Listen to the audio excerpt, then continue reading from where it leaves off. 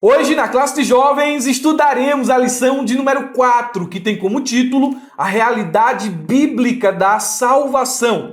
Em teologia sistemática, este assunto é estudado numa seção denominada soteriologia, estudo da salvação. Na aula de hoje, veremos apenas um resumo dessa matéria tão vasta, tão profunda e tão importante. Os nossos objetivos são, em primeiro lugar, enfatizar a necessidade da salvação.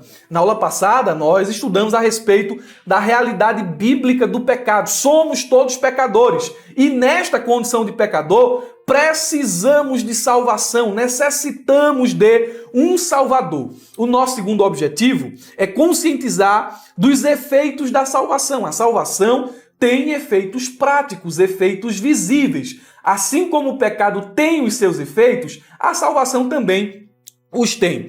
E, por fim, compreender que a salvação é para todos que desejam recebê-la. Então, meus irmãos, inevitavelmente, no último ponto da nossa lição, nós entraremos no debate arminianismo e calvinismo.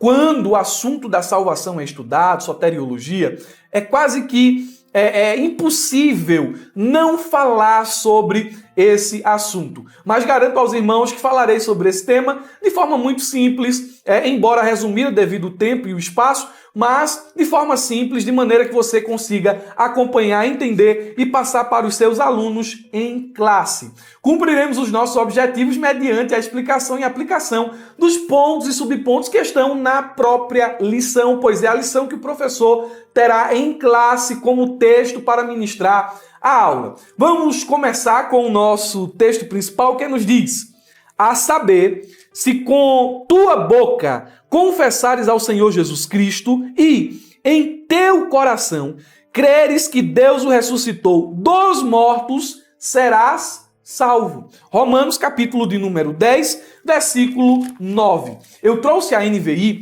para compararmos tradução e esse texto da NVI ele está melhor traduzido, porque ele está mais compreensível. Eu trouxe o versículo 9 e o versículo de número 10. A passagem nos diz, se, não é? A saber, se. E aqui nós conseguimos perceber uma ideia de condição. Não é? Condição.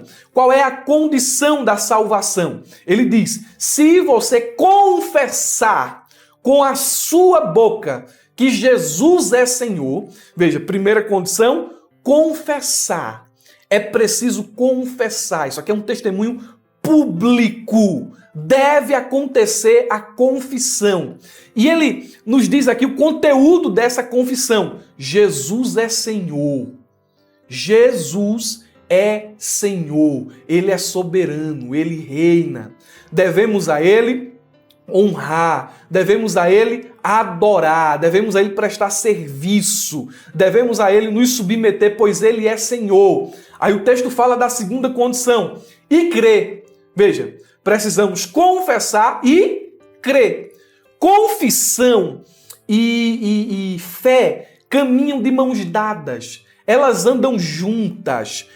Se a minha confissão ela não é acompanhada da fé, ela é superficial. Se a minha fé não é acompanhada de uma confissão, ela é inautêntica. Aqui nós temos as condições para a salvação. Devemos confessar que Jesus Cristo é Senhor e crer em nosso coração. O texto diz, em seu coração, que Deus o ressuscitou dentre os mortos. A fé deve estar posta na ressurreição. Um texto complementar, que não está na revista, é 1 Coríntios capítulo 15, versículo de número 17. Se Jesus não ressuscitou, vã é a nossa fé. Nossa fé está fundamentada na ressurreição. Aí nós temos em seguida o resultado. Veja, temos a condição para a salvação e aquele que confessa e crê alcança um resultado. Qual é o resultado? Ele diz aí no final do versículo de número 9. Será salvo. Salvação. Versículo 10 nos diz, porque com o coração se crê para justiça e com a boca se confessa para salvação. O resumo da lição nos diz, a salvação é oferecida por Deus por intermédio do sacrifício de Jesus Cristo, seu Filho unigênito.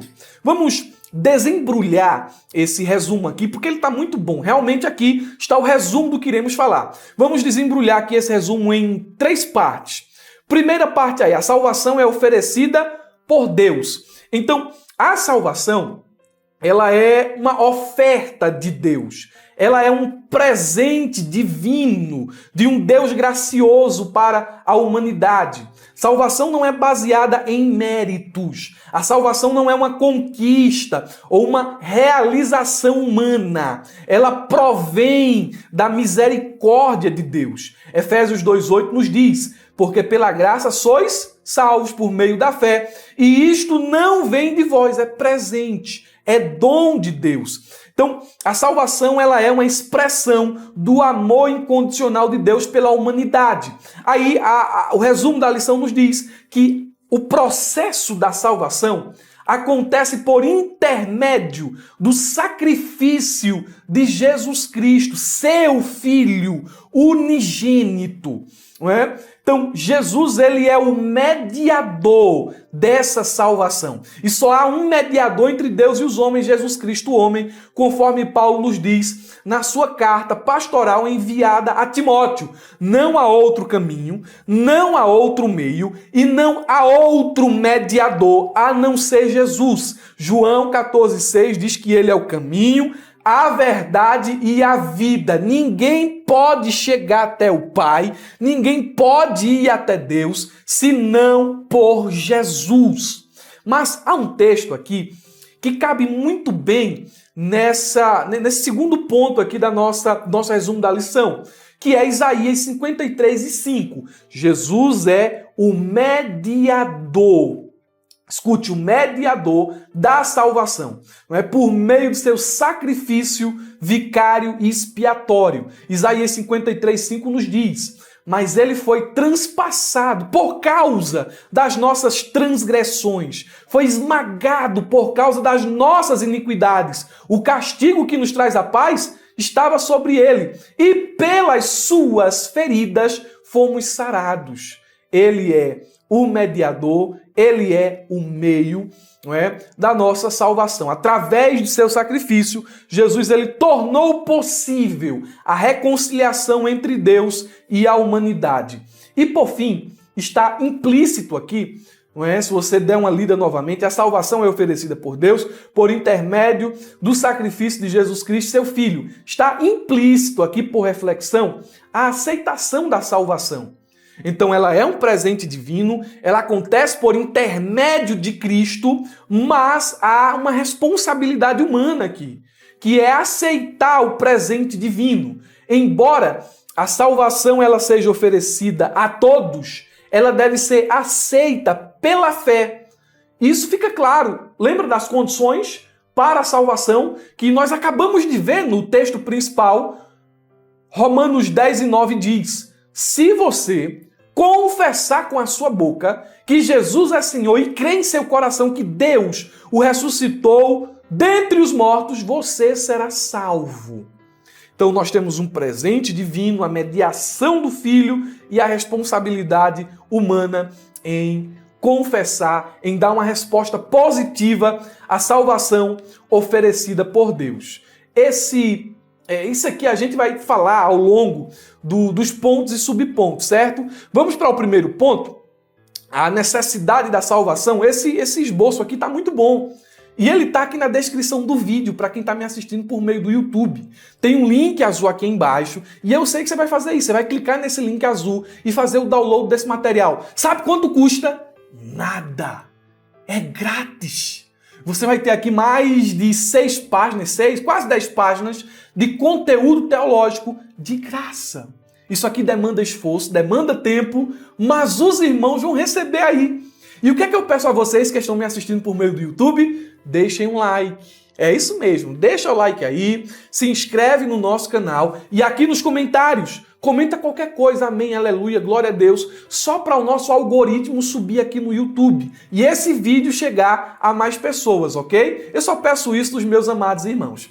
Aos que estão me assistindo por meio da plataforma da Ferramenta EBD, aqui embaixo não tem só o subsídio. Tem o subsídio, tem os materiais complementares, tem o infográfico, o fluxograma, o slide profissional. Dentro ainda da plataforma você vai ter material de marketing, divulgação, Motion para você divulgar a sua escola bíblica dominical, imagens profissionais, trabalhadas, com reflexão, para de segunda a sábado você envolver a sua classe. Aqui ainda tem dinâmicas e cursos de capacitação voltados aos professores, aos secretários, dirigentes, porteiros da escola bíblica dominical. É muita vantagem que os assinantes da Ferramenta EBD têm. Irmão Murilo, eu não sou assinante, estou assistindo por meio do YouTube, você está perdendo tempo. Você está perdendo tempo. Eu vou deixar para você aqui no YouTube o link para você conhecer a plataforma da ferramenta. Não termine esse vídeo, não pule, não vá fazer outra tarefa sem antes conhecer a Ferramenta EBD. Continuemos com a nossa exposição. A necessidade da salvação. Subponto 1. O que é salvação? Eu vou definir aqui em termos simples o que é salvação. Mas primeiro, eu acho importante destacar o que não é salvação. Escute, salvação não é a mesma coisa que filiação a uma denominação. Irmão Murilo, eu tenho minha carteirinha de membro. Isso não significa nada em termos de salvação. Você não vai entrar no céu e dizer, tá aqui minha carteirinha de membro, eu preciso passar. Não. Por quê? Há muita gente que faz parte de uma denominação, que até às vezes faz parte das atividades dessa denominação, canta no coral, tem oportunidades, participa do corpo eclesiástico da igreja local, mas não tem um relacionamento verdadeiro com Jesus. Então, filiação religiosa, filiação a uma denominação, não é sinônimo de salvação, ok? Não estou aqui diminuindo o ato de se filiar, o ato de se batizar, mas eu estou lhe dizendo que um não é sinônimo de outro, ok? Salvação não é a mesma coisa que prosperidade material. É importante dizer isso e até assim, em outro tempo isso soaria esquisito, mas a gente vive em um tempo tão sombrio, em um tempo tão complicado, que é necessário falar o óbvio. Salvação não é o mesmo que prosperidade material. Por quê? Muito se tem pregado neste tempo que a salvação, a bênção de Deus, está atrelada à prosperidade material. Se você prospera materialmente, você é um homem abençoado por Deus. É sinônimo de que o Senhor está se agradando de você. Em contrapartida, se você está doente, se você está enfermo, se a situação financeira não vai bem, se você ficou desempregado, se você não é promovido, é porque alguma coisa tem, você está em pecado. Não é? Algum pecado você precisa confessar. Parece que são os amigos de Jó, né? É a teologia dos amigos de Jó, a teologia da prosperidade. Então, a gente precisa tomar muito cuidado com isso, porque não é porque assim, tá dando tudo certo, tá indo tudo bem, que isso é sinônimo de salvação. Às vezes é o contrário. O salmista, ele até se balançou uma vez, não é? Acho que é o Salmo 72, ele diz, eu vi a prosperidade do ímpio, e eu tremi, quase me desviei, porque eu vi o ímpio prosperar. Então tome cuidado, porque os ímpios também prosperam. Por fim, salvação não é a mesma coisa que participação em eventos religiosos. Por que eu estou falando este ponto aqui e o separei do primeiro, não é? Que salvação não é a mesma coisa que a se filiar a uma denominação religiosa. Porque isso aqui também é um pensamento comum. Não é? Muitas pessoas pensam que pelo fato de fazerem peregrinações e romarias, elas serão salvas. A versão evangélica mais comum deste engano é pensar que a participação em diversas atividades realizadas na igreja é sinônimo de salvação. E às vezes não pode passar de mero ativismo, não é? Ativismo religioso. A pessoa está ali ativa, está trabalhando na obra sem ter comunhão com o dono da obra. Você vê Mateus capítulo 7, versículo 21 a 23, em teu nome, Senhor, nós realizamos tanta coisa, nós fizemos isso, nós fizemos aquilo, mas o Senhor dirá, eu não sei quem são vocês. Eu só sei de uma coisa, vocês praticam iniquidade, então vocês não têm parte comigo. Mas era gente ativa, era gente envolvida. E nós precisamos cuidar para não cair nesse engano. Então, afinal de contas, o que é salvação? O que é salvação? Salvação, escute, a grosso modo, salvação é a mudança do estado de condenação em que o pecador se encontra. Todos pecaram e afastados estão da glória de Deus. Há uma mudança. Quando alguém é salvo, há uma mudança dessa condição. Não é? O homem se encontra nessa condição por causa do pecado. Mas quando ele é salvo, esse estado muda de condenado para bem-aventurado. Esse homem não é mais réu de juízo, ele é filho agora. Ele é filho de Deus e ele é conduzido pela graça de Deus ao reino do Filho de seu amor. Ele não está mais nas trevas. Agora ele sai das trevas para a maravilhosa luz. O apóstolo Paulo menciona essa mudança de estado, essa mudança de condição, essa mudança de natureza, quando ele, na sua carta aos Colossenses, escreve Colossenses 1, 13 e 14. E ele, Deus, nos libertou do império das trevas e nos transportou para o reino do Filho de seu amor. Houve uma mudança. Houve aqui uma salvação. Ele nos resgatou. Ele nos tirou das trevas e nos colocou no seu reino. Aí ele diz, no qual temos a redenção, a saber, a remissão dos nossos pecados. Os pecados foram perdoados. O salvo agora foi regenerado, é convertido e foi justificado. Ele foi adotado na família de Deus, que são termos que explicaremos no ponto de número 2. Qual é a origem da salvação? A lição diz o seguinte: a salvação tem sua origem no próprio Deus. Foi ele quem planejou todo o cenário pelo qual ela aconteceria. E uma das coisas que precisamos entender é que o homem não pode salvar a si mesmo. A salvação não tem origem no dar esmolas. A salvação não tem origem nas boas práticas. Eu sou uma pessoa boa porque faço isso, porque faço aquilo. E não. Nossas obras não passam de trapo de imundícia. É o que a Bíblia diz no livro do profeta Isaías. E olha, irmãos, as nossas melhores obras são comparadas a um trapo de imundícia no contexto da conquista da salvação. O que é trapo de imundícia? É o pano que o leproso utilizava para cobrir suas feridas. Ele estava com o braço apodrecendo, não é? O braço ficando preto, cheio de fluidos. O fedor daquela carne ali apodrecida era terrível. O que ele fazia? Ele enrolava aquilo ali em um pano para as moscas não sentarem, para o odor não exalar. Ele enrolava aquilo ali.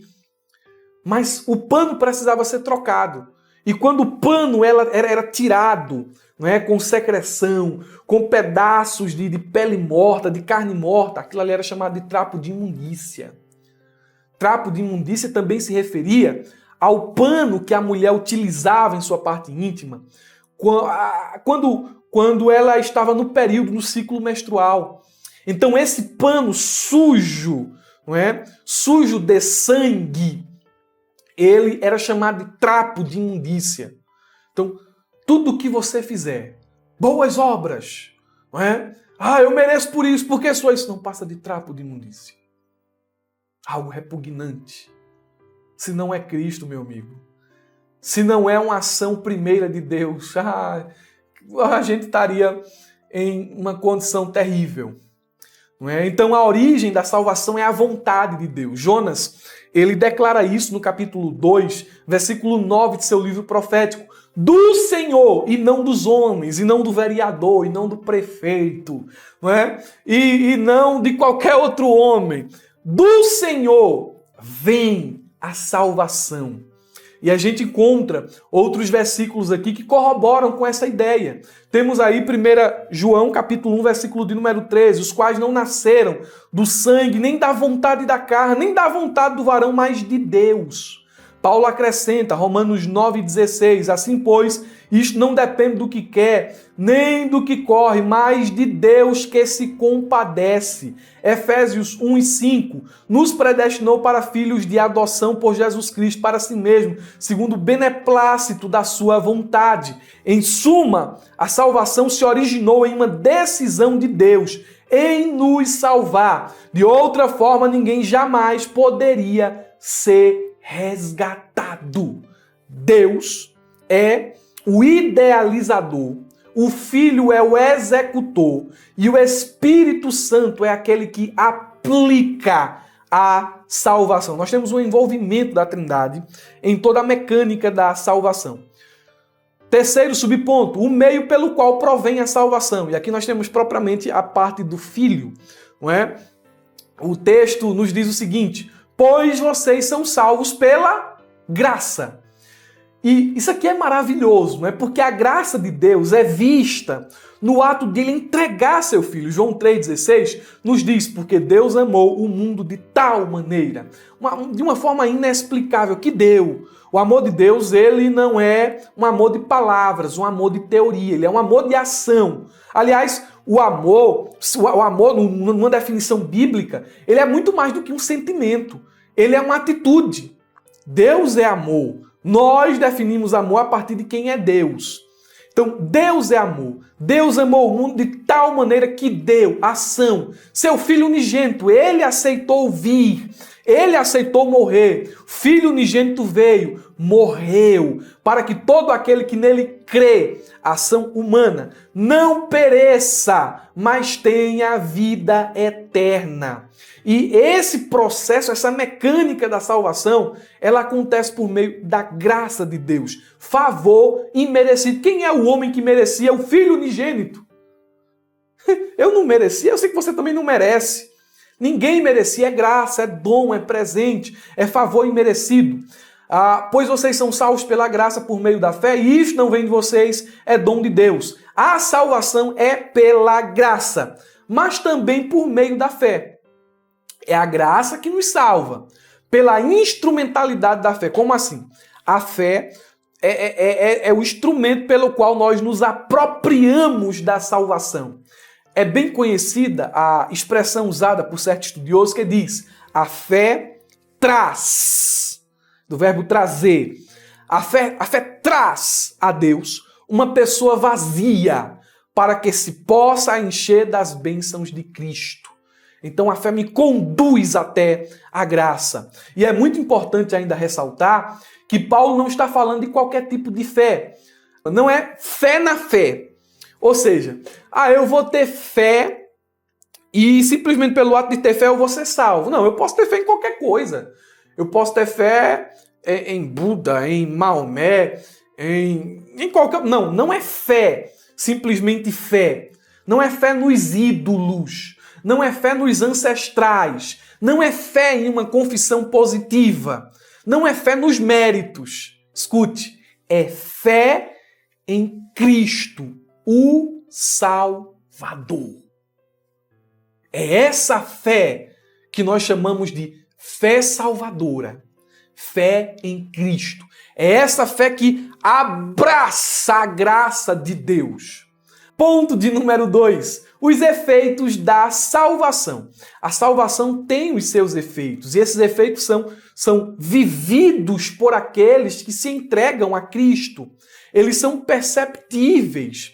Quero citar o primeiro efeito da salvação, que é a regeneração. Ser regenerado é nascer novamente, conforme João 3,3. Essa ação é realizada pelo Espírito Santo quando a pessoa se arrepende e confessa a Jesus como seu Salvador e Senhor, crendo em seu sacrifício. Alguns dicionaristas bíblicos dizem: regeneração é a obra do Espírito Santo em criar uma nova vida na pessoa pecadora que se arrepende e passa a crer em Cristo. Outro dicionarista escreve: o ato de nascer de novo. Regeneração é o ato de nascer de novo. Milagre que se dá na vida de quem aceita a Cristo, tornando partícipe da vida e da natureza divina. Através da regeneração, conhecida também como conversão e novo nascimento, o homem passa a desfrutar de uma nova realidade espiritual. A regeneração não é um processo, é um ato revolucionário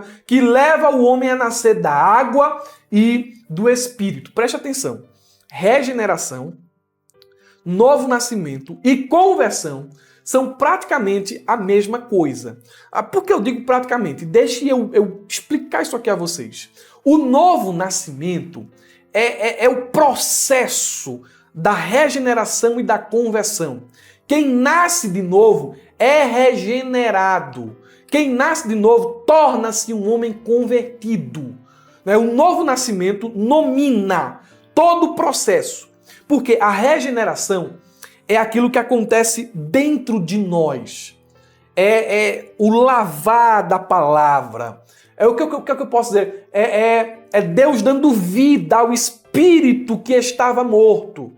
É a carne sendo destronada. E o novo homem em Cristo, agora vivo para as coisas de Deus. Então acontece dentro, é aquilo que ele faz dentro de nós. Regeneração. Conversão é o lado visível do novo nascimento. Uma pessoa convertida é aquela pessoa que agora visivelmente abandona o pecado e se volta para as coisas de Deus. Por isso que é conversão. É uma volta, é um giro de 180 graus. A pessoa se converteu, ele deu as costas para o pecado e agora caminha em direção para as coisas de Deus. Isso aqui é um dos efeitos visíveis da salvação, novo nascimento, regeneração e conversão. Em seguida, nós temos aí um outro efeito mencionado, que é a justificação e a adoção. A justificação, você pensa lá, justificação é o ato de justificar, não é? E a ideia aqui é uma ideia de um tribunal. Deus como juiz declarando o homem justo. A justificação é um ato judicial de Deus, no qual ele declara, com base na justiça de Cristo, que todas as reivindicações da lei são satisfeitas com vistas ao pecador. Isso aqui é uma frase do Luiz Berkoff. Então, o que é que Deus faz? Deus está olhando para o homem pecador, olhando assim, preste atenção, tirei o óculos, viu? Preste atenção, tirei o óculos. Deus está olhando para o homem pecador e está dizendo, merece justiça, aliás, juízo, merece condenação. Esse homem aqui merece o inferno, porque é pecador desde que nasceu e continua a pecar. Aí esse homem se arrepende, esse homem aceita Jesus, esse homem se entrega, esse homem crê, esse homem confessa. Aí o que é que Deus faz? Isso aqui é só uma ilustração, viu? Deus coloca as lentes do Calvário. Ele olha para o homem através das lentes do Calvário, através do sacrifício de Cristo. E é por meio do sacrifício de Cristo que ele declara o homem justo. Romanos 5:1 diz, sendo, pois, justificados pela fé, temos paz com Deus por nosso Senhor Jesus Cristo. A doutrina da justificação está ligada ao início da fé. Pela justificação, o pecador é posto no rol dos salvos e visto com bons olhos diante de Deus, por pior que tenha sido sua vida antes desse grande acontecimento. A justificação é mais do que perdão dos pecados. Os pecados, infelizmente, voltam por causa da natureza humana e cada ato de pecado cabe um pedido de perdão imediato. Mas isso não significa que somos justificados cada vez que cometemos um pecado. A justificação para a salvação é um acontecimento exclusivo e definitivo.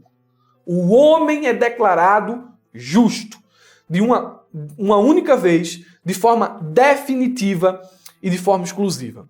Já a adoção é o ato de ser adotado por Deus como filho. João ele vai dizer isso, não é? Que aqueles que aceitaram a Jesus, Deus deu a eles o poder de serem chamados filhos de Deus. Então, Você veja, o que é ser filho? É sobre paternidade. Deus é o nosso pai. Nós podemos falar Abba Pai, chamá-los de papaizinho. E ser filho também diz respeito à herança. Nós somos co-herdeiros de Cristo. Então, ser filho de Deus, olha, irmão, é uma coisa maravilhosa. Ser filho de Deus diz respeito que nós temos parte naquilo que Deus tem reservado para o seu filho. Então, quando a gente fala de adoção, nós temos em mente a ideia de paternidade, a ideia de herança, a ideia de intimidade e outras mais. Santificação será o tema da nossa próxima aula, mas aqui dentro do estudo da salvação é inevitável não falar de santificação. A lição diz, a santificação não é a adoção de uma vida isolada da coletividade, como se o afastamento de outras pessoas nos tornassem santos. Como assim, irmão Murilo? Sabe uma coisa? Eu quero ser santo, mas para mim ser santo eu preciso me isolar. Porque se eu viver em comunidade, não dá para ser santo. Irmãos, olha para mim, isso é um absurdo. Pecados horríveis aconteceram, não é? Entre os monges que se isolavam. Então, santidade não diz respeito a isolamento. O que é santidade? Santificação ou santidade é o processo de ser feito santo, resultando em um estilo de vida transformado para o crente. Então, a palavra portuguesa santificação vem do latim, não vou saber citar de forma correta, mas está aqui no subsídio, que significa o ato ou o processo de fazer algo ou alguém santo, consagrado, separado. Não é você ser separado das pessoas, é você ser separado do pecado para Deus. Ok? O J. Parker, ele diz que santidade é um substantivo que pertence ao adjetivo santo e ao verbo santificar, que basicamente significa tornar santo. Santo, tanto no hebraico como no grego, significa separado, consagrado e recriado para Deus. Quando aplicado às pessoas, como os santos de Deus ou santos, a palavra implica em devoção e assimilação. E isso aqui é o que eu achei mais interessante, é o que a gente pode reservar para nosso aprendizado aqui nesse subponto.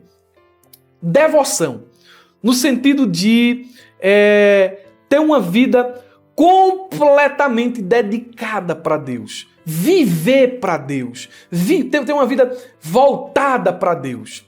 E assimilação, no sentido de imitar, conformar-se, tornar-se como Deus a quem se serve, ou seja, é olhar para Cristo, essa assimilação aqui, e ser igual a Ele.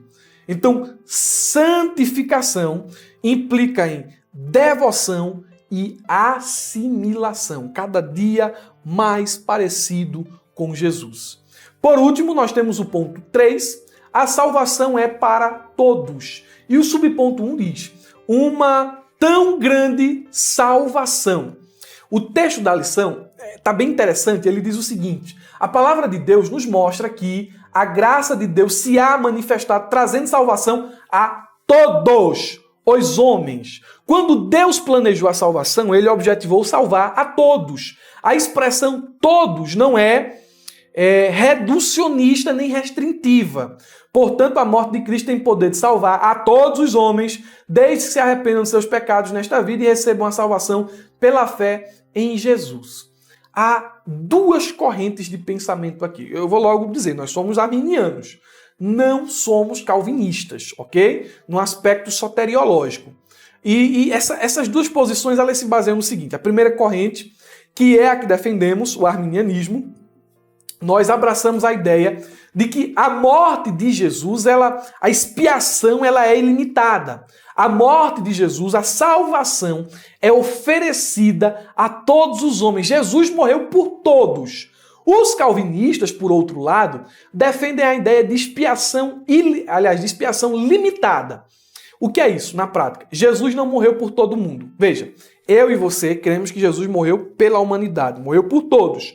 Os calvinistas dizem que não, Jesus morreu só pelos eleitos, só por um grupo seleto que ele escolheu, que ele elegeu antes da fundação do mundo. Nós não cremos como os calvinistas. Por quê? Porque quando olhamos para as Escrituras, nós entendemos que Jesus morreu para salvar todos os homens. Aí desse lado de cá o calvinista diz assim, veja, se você está dizendo que Jesus morreu por todos, logo todos serão salvos. Vocês, arminianos, são universalistas. E o universalismo é a doutrina que diz que, no final das contas, todo mundo vai ser salvo. Pessoas como Hitler, como Stalin e Mao Tse-tung, entre outros, por mais terríveis que tenham sido e morreram em seus pecados, mas no fim elas vão ser salvas porque Jesus morreu por todos. Não somos universalistas. Nós precisamos entender, não é, que Jesus ele morre por todos, mas somente todos que aceitam, todos que se arrependem nesta vida é que são salvos. Então não somos universalistas. O grande problema é que o calvinista vai dizer o seguinte, a palavra todos, ela se refere a todos os eleitos. Absurdo. Isso aqui é uma exegese. Porque quando nós estudamos Romanos, e lá em Romanos 3:23, o calvinista vai dizer o seguinte, todos pecaram e todos estão destituídos da glória de Deus. Aí a palavra todos ali é toda a humanidade. Mas nos textos que tenho aqui, eles vão interpretar a palavra todos diferente. Isso é um verdadeiro malabarismo teológico. Você vê, 1 Timóteo 2:4. O qual deseja que todos os homens sejam salvos e cheguem ao pleno conhecimento da verdade. Então todos aqui é todos. Não é só uma parcela, não. Romanos 5 e 6. Porque Cristo, quando nós ainda éramos fracos, morreu ao seu tempo pelos ímpios. Mas todos não eram ímpios? Ou tinha alguém que não era ímpio? Ou tinha alguém que não era pecador? Então ele morreu por todos. 1 Timóteo 4:10. Ora, é para esse fim que labutamos e nos esforçamos sobremodo, porquanto temos posto a nossa esperança no Deus vivo, Salvador de todos os homens, especialmente dos fiéis. Vê, Tito 2:11, porque a graça de Deus se manifestou Salvador a quem? A todos os homens. Então Jesus morre por todos. Hebreus 2:9. Vemos, porém, coroado de glória e de honra aquele Jesus que fora feito um pouco menor do que os anjos por causa da paixão, da morte, para que pela graça de Deus provasse a morte por quem? Por todos. É o que o texto está dizendo. 2 Coríntios, capítulo 5, versículo 14 e 15. Pois o amor de Cristo nos constrange, porque julgamos assim. Se um morreu por todos, logo todos morreram. E ele morreu por todos, para que os que vivem não vivam mais para si, mas para aquele que por eles morreu e ressuscitou. Então, meus irmãos, quando nós falamos sobre salvação, somos arminianos. Cremos na expiação ilimitada. Jesus morre por todos. A salvação é um presente para todos os homens, mas somente aqueles que aceitam Jesus é que de fato são salvos. Aí entra a questão da presciência e a salvação. O que é presciência? Presciência é a qualidade ou é o atributo de Deus pelo qual ele conhece antecipadamente o futuro. Deus conhece tudo o que vai acontecer no porvir. Irmão Murilo, Deus sabe quem vai ser salvo e quem vai ser condenado? Sabe. Ele sabe, ele conhece tudo. Deus conhece até o futuro que não acontece. Veja que a presciência de Deus é extraordinária. Ele conhece até mesmo aquele futuro que não acontece. Então ele conhece o futuro o futuro real e o futuro em todas as suas possibilidades. O que é que você está querendo dizer com isso? Davi, acho que no capítulo 20 e alguma coisa, 23 ou 24 de 1 Samuel, ele está na cidade de Keila. Davi está lá na cidade de Keila. Saul escuta que Davi está lá e diz, vou matar Davi, vou para lá. Aí Davi vai orar a Deus e diz o seguinte, Senhor, se eu ficar, veja, possibilidade, se eu ficar aqui nessa cidade e Saul vier me matar, os moradores da cidade de Keila vão me defender ou vão me entregar a Saul? Sabe o que Deus disse? Davi, Se você ficar, eles estão falando de uma possibilidade, de um futuro possível. Se você ficar, os moradores de Keila vão lhe entregar. O que é que Davi faz, ó? Foge. Vai o mais longe, ele foi o mais longe que pôde, ele fugiu. Esse futuro em que Deus previu que os moradores de Keila entregariam Davi nunca aconteceu. Então Deus conhece o futuro contingente, até mesmo aquele futuro que não acontece. A presciência é uma coisa maravilhosa, mas ela não é determinista. E é aqui onde nós divergimos novamente dos calvinistas. Porque eles dizem que Deus conhece o futuro porque foi Deus quem decretou o futuro. Foi Deus quem colocou o futuro lá. E nós não cremos assim. Porque se nós cremos que Deus decretou o futuro, todos os atos exaustivamente, foi Deus quem colocou o futuro lá, Deus decretou os atos maus. Todos os estupros, todos os assassinatos, todas as mortes, todos os pecados foram um decreto de Deus. Nós não cremos nisso. O John Piper, a quem nós admiramos, e nós reconhecemos ele por ser alguém com notável saber teológico, ele tem os seus deslizes. Ele disse sobre o 11 de setembro que foi Deus quem decretou tudo aquilo. Deus decretou o dia, a hora. Foi Deus quem colocou aquilo no coração dos terroristas. Então, tudo foi orquestrado por Deus. Nós não cremos assim. Porque nós não temos essa visão determinista do calvinismo. Deus decretou quem seria salvo e quem seria condenado. Nós não cremos nisso. Nós cremos na presciência. E a presciência é o ato de Deus conhecer o futuro por antecipação. Não porque ele decretou, mas simplesmente porque ele viu. Deus conhece o futuro porque ele viu e não porque ele colocou lá. E isso faz toda a diferença. Porque os homens, por livre-arbítrio, os homens como criaturas livres, tomam as suas escolhas sem uma interferência de Deus, decretando cada um de seus atos. Então, nós temos essa posição quanto à presciência. Deus governa o mundo não como um roteirista, escrevendo cada detalhe. Ele governa o mundo como um rei soberano, através de suas leis, punindo quem as descumpre e abençoando quem as cumpre.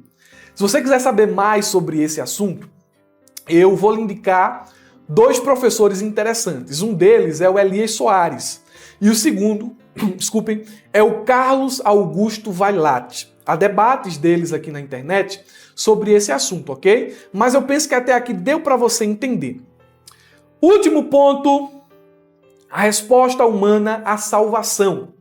Como é que o homem responde à salvação? O homem responde à salvação. Nós não somos monergistas. Nós somos sinergistas, olha esse termo, não é? Olha, esse negócio de calvinista dizendo que a gente é pelagiano, que a gente é semi-pelagiano, isso é coisa de calvinista de internet, que não lê, que não pesquisa, que não sabe nem ao menos uma obra de Armínio, não é? Isso é coisa de gente maluca. É pelagiano, sempre... Não. Nós somos sinergistas, nós cremos que há uma cooperação humana na salvação. Mas de que fato essa cooperação humana? A cooperação humana de aceitar. Como assim? A salvação é um ato divino, a justificação é um ato divino, a regeneração é um ato divino. Mas no processo da santificação, há uma cooperação humana. No processo do arrependimento, há uma participação humana. Deus concede fé ao homem, Deus dá convicção ao homem, mas o homem é quem confessa, o homem é quem aceita. A graça pode ser resistida. Você vê, o filho pródigo, ou melhor, não, o jovem rico. O jovem rico recebeu um convite pessoal de Jesus. Jesus olhou para ele, Jesus o amou e disse assim: meu filho, abandone todos os seus tesouros. Venda isso, dê aos pobres, e eu vou lhe dar um tesouro maior nos céus. Venha! Ele se entristeceu porque tinha muitas posses, deu as costas para Jesus e foi embora. O convite gracioso de Jesus foi resistido. Há uma resposta humana à salvação. Quando Jesus disse a Mateus na alfândega: vem, segue-me, o que foi que ele fez?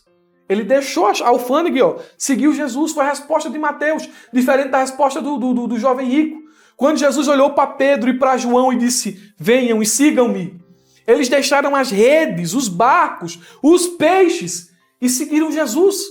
Foi a resposta deles ao convite do Senhor. Então há quem responde de forma positiva e há quem responde de forma negativa. Como é que... qual é a resposta do homem à salvação? Aceitação à graça divina. Santificação contínua. Nós somos santificados pelo Espírito, não é? Mas não é o Espírito quem diz não à tentação. Ele nos concede graça, ele nos concede esclarecimento, iluminação, força para resistir, escape, mas somos nós quem dizemos não ao pecado. Perseverança. Precisamos perseverar até o fim. E perseverar aqui, meu amigo, é lutar. Perseverar é batalhar.